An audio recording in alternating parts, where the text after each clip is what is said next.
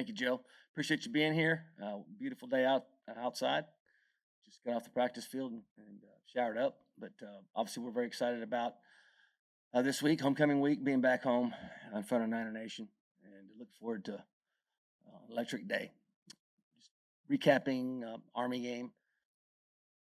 I think my comments post game offensively again. Just we're struggling. Could not help our defense. I thought really proud defensively how they fought and were physical against a physical outfit and what Army, uh, you know, their style of offense. And they did a really nice job. Had a couple big runs in the opening drive and a little bit on a nice little quarterback counter down our sideline. And they got back to it and we contained it for the most part. But I'm really proud of they're playing again with some energy and some excitement, as if again a physical bunch that they're going against. And again, offensively, we can't help them out, and we've got to get more consistent in a lot of areas. The running game is going to help everything, and I just it just will. It's easier to play quarterback when you can have a running game. It just is, and it's not all about the clock control. It's not what we're trying to do.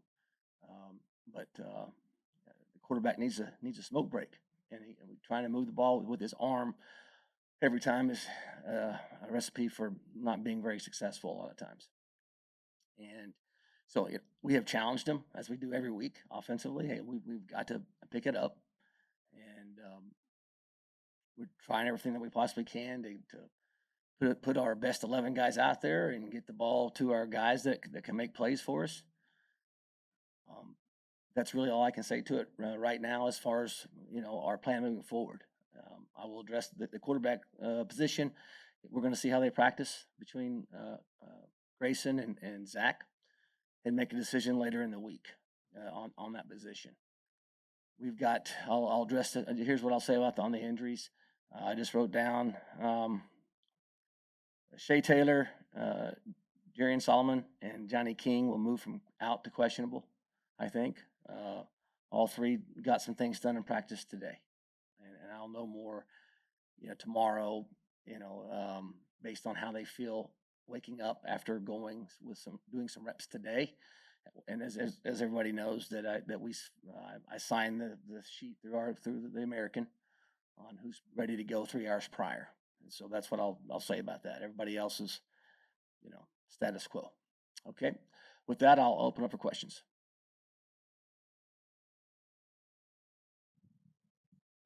Coach, with Shea sideline Saturday, I should have asked this last week. Who wore the helmet mic for you guys?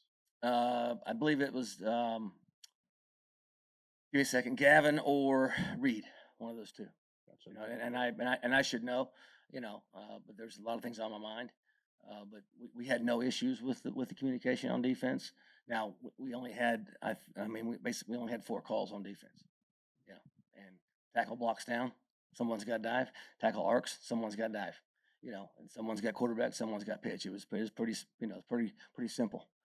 And you just got to get them down. So again, we operated that very smoothly, and hopefully we get Shea back this week. But I want to say Reed. I think Reed had 17 tackles in the game. He was flying around. Most impressively, again, Gavin and Caden Smiths did some good things against the physical outfit. But I just told Reed this to practice this morning. The quarterback scrambled down our sideline. He pulled off right one of those hits that they're going to get you, and he, senior, probably frustrated, and things aren't going his last go around, and to show the discipline not to hit the quarterback right there on the sideline would have obviously been a foul. Speaks volumes on just what type of young man he is. One that we can teach off of, moving forward. So. Coach, apologies if this is a question maybe better suited toward the end of the season, but through this adversity, how are your players handling it, and what do you think you and them are learning about yourselves through it? Yeah, that's a very good question, and obviously there's adversity. Adversity is a university of life. We have it in every every day. And it's not so much the problem or the adversity, it's how we handle it.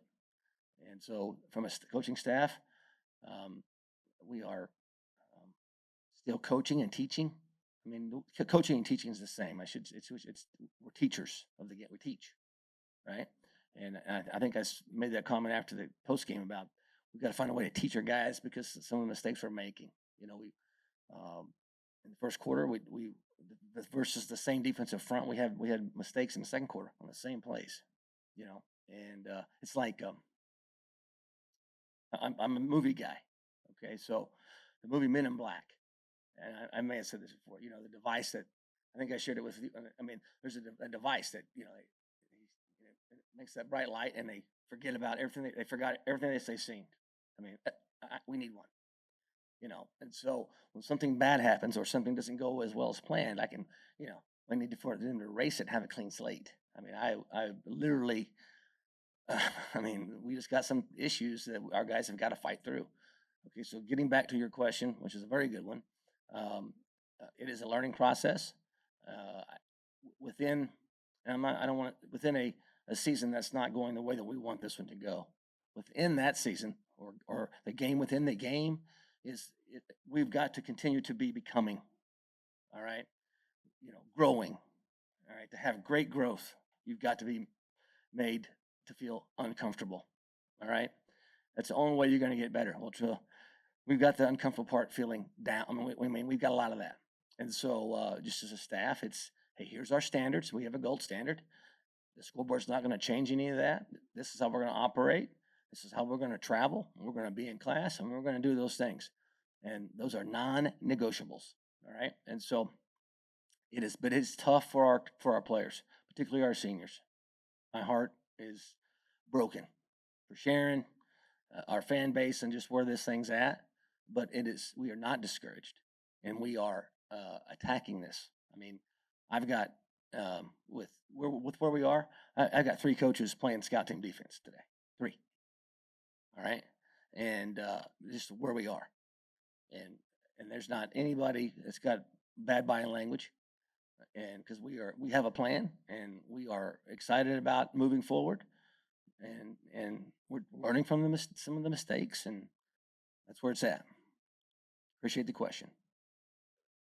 Coming opponent, just what are some things that you've seen from their tape that you're going to hope to stop, and maybe what are some things that you can exploit from their offense or on defense? I'll start offensively. They got a nice quarterback. I think they're averaging over 30 points a game. I think, are they 3-3? Is that what it is? And it, had obviously played a tough game with Oklahoma. They played a couple of close games. I thought they gave Georgia Tech all they wanted. I know the score was what the score was, but I think Georgia Tech popped a couple long runs really to pull away. That was the difference in that game. And Georgia Tech's got a good football team. So does Temple. Will be challenged. So back up to their offense.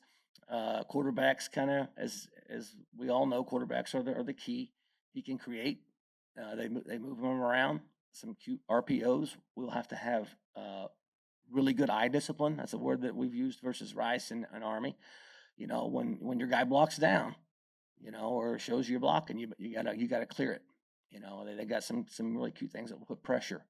And the big thing for me on that is it's when they're called is when momentum's not on your side, and that's when you've got to really be locked in, and don't let the moment or the momentum, I got to make a play, and that's where you can get yourself in trouble. So, and then offensively, I think one of the running backs who's a really good player is not playing now, and then they've got a couple of receivers that they like to take shots with, and they've got a physical group up front. Defensively, they're multiple. The defensive coordinator came from Rice, which last year, and of course we played Rice, and there's some similarities as Rice hired a person on staff from within. Scott kept a guy that ran the defense, so we're familiar with the front. They're multiple, 4 down with some odd, and they play with 3 safeties in the back end, just like Rice did. multiple when it gets to third down on packages as far as pressures. They always have a couple things that you haven't seen that we'll have to adjust to, which with in today's world with the iPads, not as big as a deal as it used to be. All right.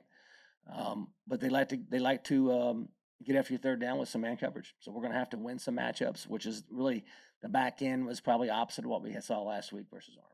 You know, they ran zone on for zone when they weren't pressuring, and then when they pressured, it was zone until it was zero. All right, so it'll be a little bit different from Temple as far as that goes. Coach, with the spirit of homecoming this week, what's been your message or what will be your message to Niner Nation who are continuing to provide money and believe in what you're building here for the years to come? Yeah, again, not to repeat everything I just asked on that question, but that would be the message. Again, I feel terrible for this where we are in this season, but we are going to maintain and work to where we are becoming, growing, and that's our focus. I'm excited about homecoming, my first one here. I've heard great things.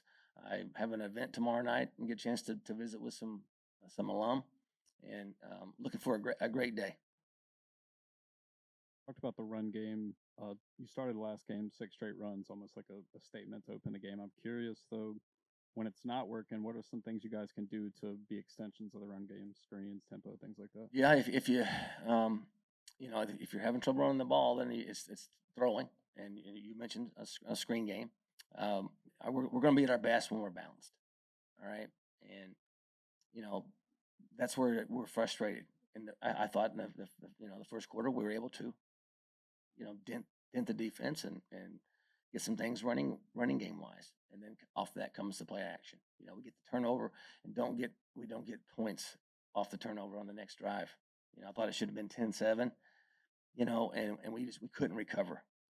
And it's not, we don't have a couple of our leaders out there, and it's not their fault. And so we got to find some guys that got some grit that can overcome when we don't get 10 and keep battling. I thought Todd did a good job of not abandoning the game plan, but we're just not equipped to just sling it every play. We're just not, from not only the protection standpoint, but from the quarterback standpoint and where we are at receiver. We're limited in some areas. So. And with that, you guys again played 10 guys on the O line. It didn't seem as penalty driven this time, only 2 penalties. But are you seeing anyone kind of rise to the top with all these opportunities there? I think Mo Clippers has really done a real nice job here the last, probably 3 weeks, and he's really starting to be vocal and practice a little bit. With Johnny being out, yeah, I'm real proud of him. He was an honorary captain for this Army game, and he and Joey Burns, we've alternated captains because we're missing Connor and Johnny, and so we've each week based on who's practiced well, and we're assigning or appointing, I should say, appointing a couple guys each week, and Mo was one this week, and I'm gonna I really like where Mo's at right now. He's fighting, and it's much appreciated. One more question from me. Now that you've had a chance to watch the film, what do you think Wilkie did well early, and what ultimately resulted in Loftus coming in? Yeah, I mean, it cut just a couple. Pulled the ball once on an RPO. We caught out boundary pressure from the free safety. Made the guy miss. Got us out of a loss to the 3-yard game. Okay, there's some things in there. We had the quarterback draw design. We couldn't get up to the Mike linebacker because of a twist. And he pops the line of scrimmage and he's unblocked and he makes a miss. There's some good things there. So you can see those are sparks. You don't have to block all 11 guys to make 10 yards. I mean, you got a guy unblocked and he makes a positive play. Some of the things that didn't go our way, just as a couple passing concepts down the field, right before half. That just, hey, we got guys running, and he's on the wrong guy. He's throwing to the wrong guy, and it wasn't pressure. That I think just game reps. I'd said this to the young lady on the sideline the reporter, that we got to slow him down. He was sped up. I mean, which means his eyes are big, you know, and he's kind of pressing. So we got to get him to, get his heart rate down a little bit and get his feet in the right, because his feet were all over the place and they didn't need to be, and that's experience, and with, 'cause I assure you, we are teaching the heck out of it with him, right? Every day. And so those are just some things that stand out in my mind. It's not always fault. I mean, there's no way that it is. Um, but when you're in one of those games, and that's when that quarterback, that's the difference maker. He stands in there and delivers the ball, and and gets hit, and and it escapes when he needs to escape, and that's part of the position.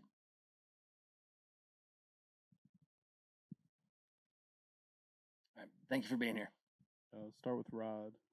Obviously, a ton of guys in and out on the offensive line this year, playing 10 guys last week. Coach talked about Mo Clipper kind of rising to the top of some of that. We talked about his game and leadership wise, what he brings on that offensive line.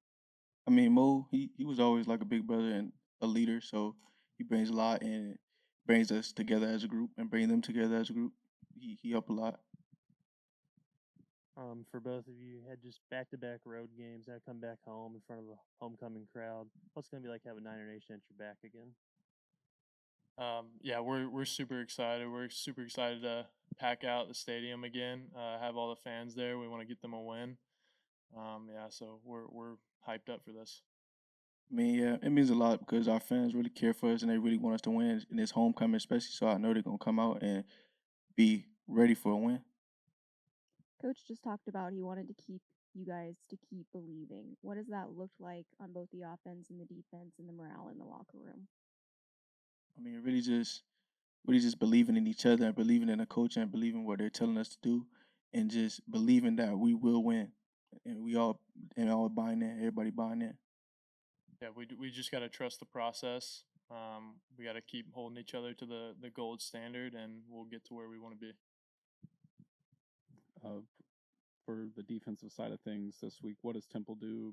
Coach talked a little bit about their offense, and what are you guys trying to do to kind of take away their game? Yeah, so they're going to be completely opposite from last week against Army. They're a spread team. They like to motion a lot. So we just got to read our keys. We got to be able to adjust the motion and just go out there and fly around, make tackles, make plays, and we want to get takeaways. That's our goal. If we do that, we'll be in good shape.